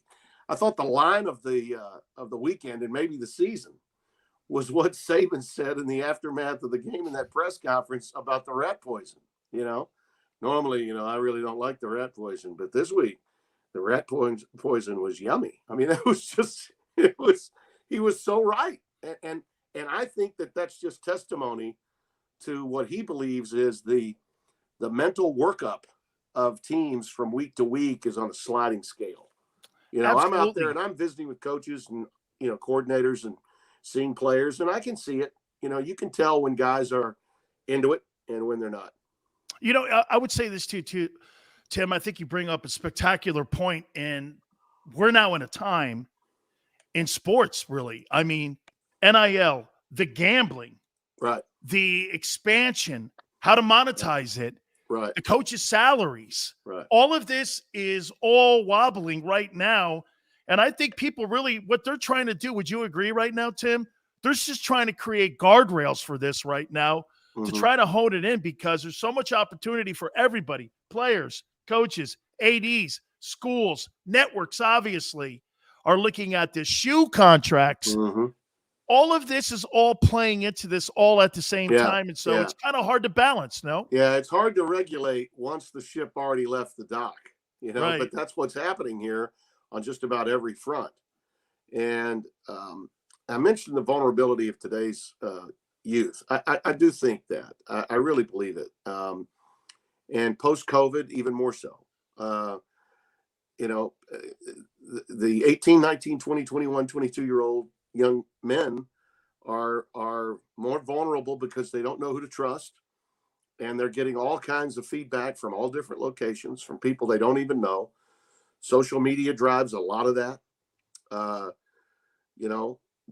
It's just, and now, they probably saw the generation before. A lot of them, love to play the victim card, and they see it working. Oh, okay, I'll do that too. Coaches have to overcome this with their people. I think that the drive to do the best you can to cope with mental illness is important because it is out there, and you can see how devastated some of these guys are when, I get angry fans pissed at me from the time I say, "Hello, everyone. I'm Tim Brando." I hate you. You suck. I know. Bye. Oh no, I feel you. I feel you. But athletes, players who drop a pass in the end zone for a touchdown that are just being, burned at the stake in social media. Man, that's tough. And you didn't have to deal with that.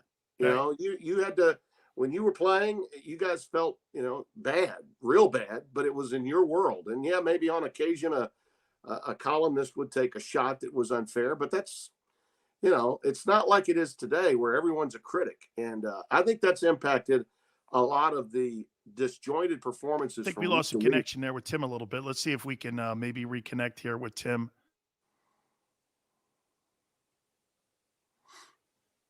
Let's see if we can.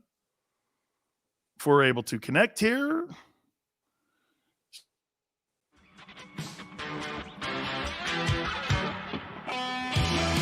All right.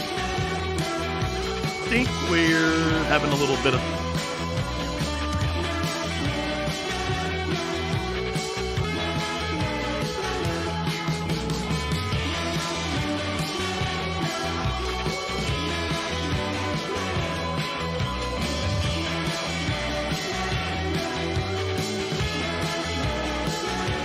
At Stateside Vodka, every new customer gets the world's best rocks glass, free.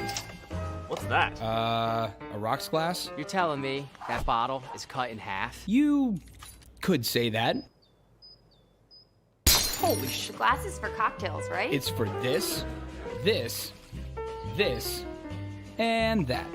Is the length of the glass equal to your... You betcha. But is it made out of... Glass? Yeah, okay, but is the rip... Smooth? Will you stop doing... That? I'm the professional here. And you're telling me I can get one of these glasses for free? That's right. One free rocks glass per customer with each first-time purchase of Stateside Vodka. All from the company that's highly awarded. 0 carbs, 0 sugar, and deliciously tasting vodka. So good, it just disappears.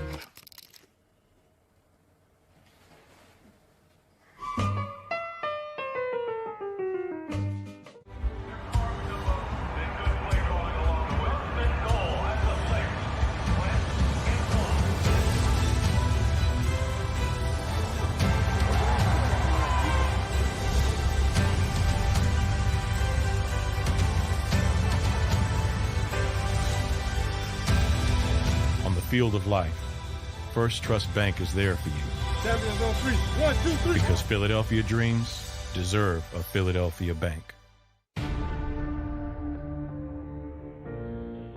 When it comes to the fight against insurance companies, large corporations, and the healthcare industry, injured victims are always the underdog. But that doesn't worry us. At Messon Associates, we're an injury law firm from Philadelphia, and we come to fight. Our clients know that they've got representation with a chip on its shoulder, and it's the same chip that makes Philly the toughest city in the country. Call 215-568-3500 or visit us online at messalaw.com. Messon Associates, the toughest injury firm in Philadelphia.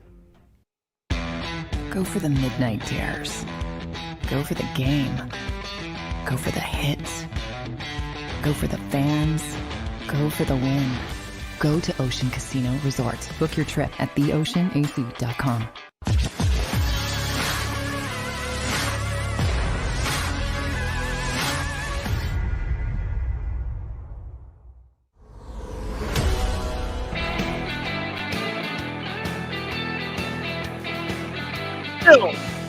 National Football Show. Communist California strikes again. Tim Brando, we apologize. Holy cow, man. Tim's back. Oh, my God, that's fantastic. Let's bring his ass back here, man. Tim, I'm in Communist California. I apologize. I was just there. You need to fix that. I know. I need to get my ass back to the East Coast here. Hey, real quick, let me pick this up with you here. You know, I would never have thought this, Tim, years ago. I'm saying Alabama's now a quarterback factory. Of these guys that are in the NFL, Mac Jones, Jalen Hurts, and we talk a lot about the Eagles here on our program. Right. And obviously Tua Tagovailoa down in Miami. Who do you think has the best chance of being successful out of those three guys? Mac Jones. Mac Jones. And I say that because he's with the Patriots, and I know they've got their act together. And I know that, with Belichick, he doesn't have to be great all the time, but I do think he can be great. The instability at head coaching, Dan, is such that, quarterbacks can't control their own destiny. I've seen guys out of the league far too soon because they never got managed properly. They were just with the wrong team. We're seeing examples of that on a regular basis. Sam Darnold is a great example. Okay. For just a few weeks, right, it looked like he was going to be okay with Joe Brady's offense. And then he gets hurt. Then Brady, begins to lose it. Now he's fired in Carolina. There's just so much instability with coaching staffs in the NFL. And, I think that the Dolphins situation you'd love to see Tagovailoa, as good a young man as he is. You'd love to see that thing get together down there. And he's playing well, Tim. He is. He is. I think he's got the most upside, the best ceiling of the group. But I just like Mac Jones' stability there, in an offense that for a long time has been about pitch and catch with Tom Brady. I think that Mac Jones, when you look at his resume certainly as a collegian coming in, far more celebrated than that of Tom Brady. But, that's almost a little bit unfair though to Tom, because, he didn't get to play regularly at Michigan. Mac Jones did at Alabama. So I would go with Jones by a smidge over Tua. How about this too, Tim? I mean, there's so many things, and I had a chance to cover the Eagles from 30,000 feet, and now I'm kind of looking them in the face here with our new show here. And I got to tell you, I really love this kid, man. I mean, there's a lot of things to like about him. We had Jimmy Johnson on yesterday, and he's not so sold on him, but those opinions all vary when it comes to Jalen. There's a new style of quarterback here, Tim. You see it all the time in the college game with the RPOs. It's a new way of moving the chains. It's almost like the Steve McNair way of moving the chain. Not the greatest completion percentage guy on the planet, but they're going to move the sticks and they're going to move the one-loss column. How do you see Jalen Hurts? Yeah, well, he's got a great heart, and he's got a heart that I think doesn't have to beat very often. You know what I mean? Yeah. He's like one of those distance runners, And once he gets going, it's like this guy is floating. He's not having to bring in as much air to be as successful. Great teammate.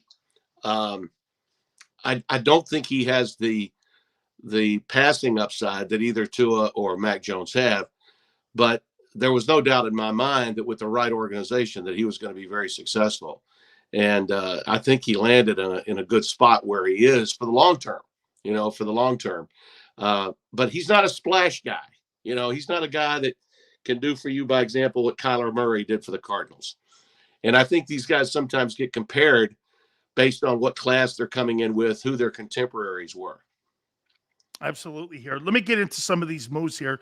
Tim, tell me which one you agree or disagree with. I'm going to give you the big moves here.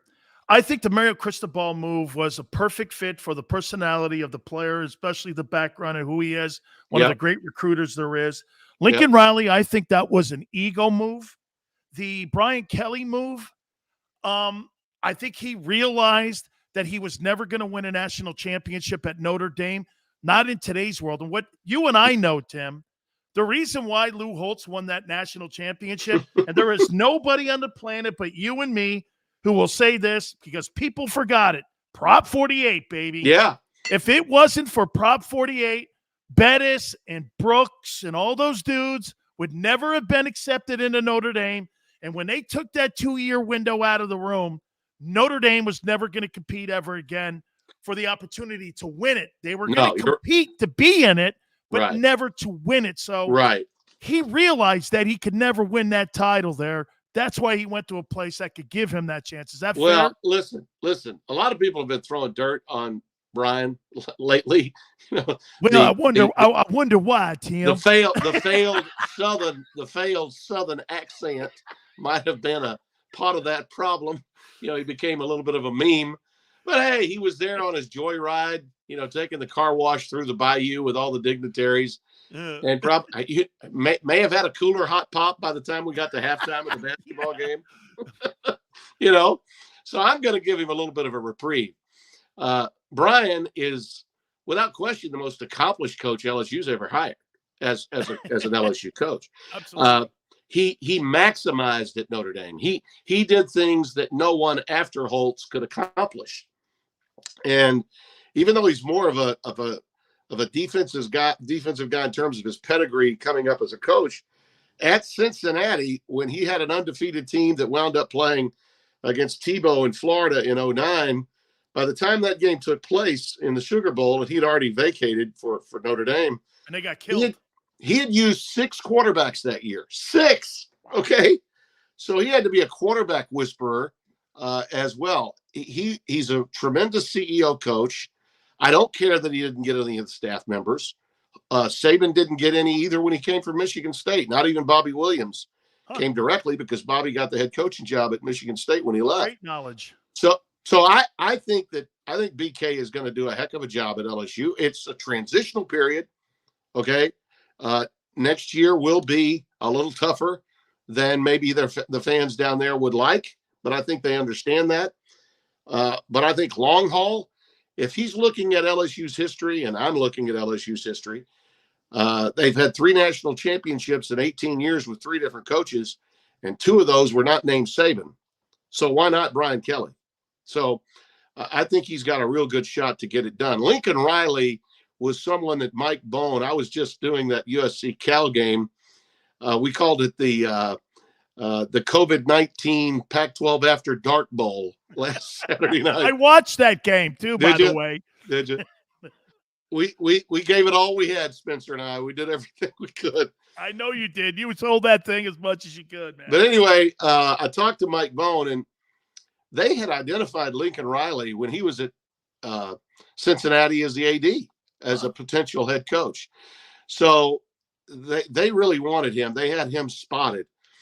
And I think what happened with Lincoln, frankly, was, hey, man, this is new. I'm no longer, in the shadow of Barry Switzer or Bob Stoops, both of whom have I'm not going to say they get in the way, but I'm just going to say they're there. And it's the Wooden factor, right, Tim? Yeah, the Sooners are there. And I think he wants to be the guy at the school. And I don't need to tell you that in L.A., it's still SC, man. When they are cooking, they're bigger than the Rams. They are. So this was his opportunity to be, the big kahuna. And I think at 38 years of age, he really made a lot of sense. Of all the moves, though, the one that I really like, that I think is going to be, we'll be saying next year at this time, man, we really didn't talk much about Billy Napier going to Florida, did we? See, I think LSU, great character guy. I'm telling you, the guy he's good as gold. He's going to build a really solid program. It won't take him long to turn that thing around at Florida. So Kirby better get his NC soon, because Alabama's reloading. Florida is getting facilities improved, and Napier's coming to town. Kirby Smart better figure things out right now. Get his NC while he can. We don't talk about Florida on this show, Tim. You know better than that. Hey, I do want to say this, though, Tim. After that SEC title game, I did say this. I didn't think Michigan had a chance against Georgia going into the SEC title game. Funny, coming out of that game. Now, you look, watched the Iowa game, huh? Well, guess what? Iowa's 10-win team. They're not a bad football team. They don't get blown out. Right, and I don't ever remember Iowa getting killed like that. And I'm thinking to myself, I don't know, man. Harbaugh may have a shot, because this is the first time I've seen Michigan football look like Bo's teams, where they're dominant in the O-line and D-line. They have a shot against Georgia. Oh, they do, and they haven't gone up against the defensive front as good as Michigan's. I mean, Hutchinson is just an absolute beast. I don't know how they're going to control him. And unless JT Daniels can get some wheels and be able to go, I mean, Stetson Bennett is just a target back there for Michigan's pressure off the edge. I really like Michigan. I do. And I'm here to tell you, I don't care what anybody says, okay, including all of the pundits that have been throwing dirt on Cincinnati all year, okay? Mark my words. This ain't Hawaii going up against Georgia. This isn't name that team that got blown out that wasn't a Power 5 team. Cincinnati's got pros in their secondary. They've got pros in their offensive line. They have a pro in their backfield that transferred from Alabama. And Ritter is going to be, I think, a solid pro himself. Cincinnati is going to give Alabama all they want. And all that rat poison that was so yummy to Nick, for 3.5 weeks, all we're going to hear is how Cincinnati is going to get their doors blown off. That's what the pundits have been doing to Cincinnati all year. When they were barely winning at midseason and they had some injuries, oh my God, I just don't know. They better start winning with style. They better have some, they better have some style points. Their schedule strength is really weak. And they started blowing people out at the end, and they barely got in. And those kids know they barely got in. If Oklahoma State had another foot and the kid touched the pylon, Cincinnati wouldn't have made it. I agree. We know. I think the only reason Notre Dame didn't get in is because they beat them. That's right. So this glass ceiling that everybody's talking about for Cincinnati, through the CFP meetings, well, there is no glass ceiling now. It's right in front of them. Now, I'll say this is the most pressure any team has ever had going into the playoff, because everyone is anticipating their doors getting blown off. And a lot of people want their doors to be blown off. I couldn't believe my eyes when I read Kirk Herbstreit's Twitter account yesterday. Couldn't, without provocation, just, rubbing their noses in it. Blew me away. Absolutely blew me away. But that tweet is some of that rat poison that I'm talking about, that is only going to fuel these guys. And it's as if right now, Dan, it's as if we're trying to make Cinderella the villain. Yeah. In football, you can't have Cinderella. No. So let's throw as much dirt on them as we possibly can. And I don't know if they're going to win the game. I really don't. But I'm going to tell you, they will play their asses off, and it's going to be a memorable game. I don't know, since the old AFL, NFL Super Bowl days, if we had as much of a building rivalry of have and have not than we have here. Okay? I mean, this is sort of like Rocky Balboa, against Apollo Creed the first time. You know what I mean? It's really like that, I think, by the time we get to the game. Yeah, the only other game that I can remember, like when you had this villain kind of stuff going on, was my national title game in '87 in the Fiesta Bowl when we played Penn State, and we were like the Outlaws versus like the Choir Boys, and I did play that up. Hey, I got 1 minute left, Tim. So if Bryce Young wins the Heisman and wins the national title, and he makes $1 million a year off this new ruling. Right. What's this kid worth next year? I mean, he may make $10 million, Tim, before he gets out of the building. I think I'd hang in Tuscaloosa, wouldn't you? Yes. You talk about enjoying the college experience. And I will say this, not a lot of people are complaining about the NIL. And there may be some disruption in some locker rooms about it, Dan.